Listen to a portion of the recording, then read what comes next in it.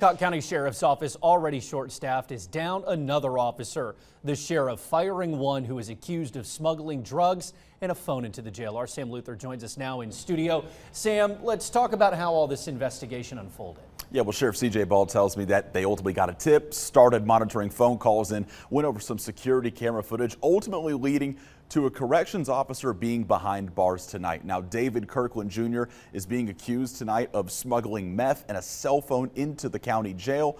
The sheriff says he believes it all started with bringing in cigarettes at first. Then ultimately, the sheriff tells me that inmates essentially blackmailed Kirkland and exchanged around $50 in cash for his cooperation in smuggling things into that jail. A jail, mind you, that sheriffs and others have been candid about over the last several months and having issues. It's an older building that lost its certification back in 2017 because they failed to classify the facility.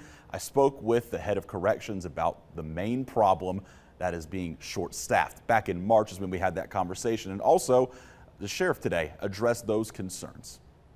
Between the deterioration of the facilities and being short-staffed, it gives us a problem. 150 inmate to 4 officers working a shift, it's rough. Yeah, on average, you average about 4 shifts.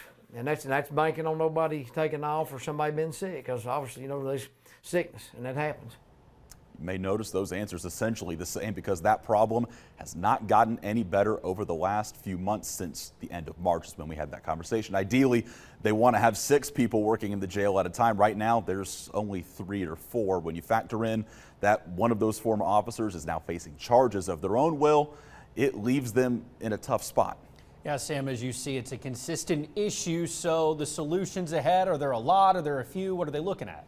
Nothing maybe super quick, but in the last year, they have raised the average pay of a corrections officer from $12 to more than $15 an hour, competing with some of those neighboring counties. And by September is when they're ballparking it. They're hoping to have a full body scanner in the jail, something they haven't had for years. That would hopefully detect drugs coming into the jail, not only from inmates, but also staff will. Yeah, something every county's facing, and the smaller counties at a bigger disadvantage. Sam, thank you, sir.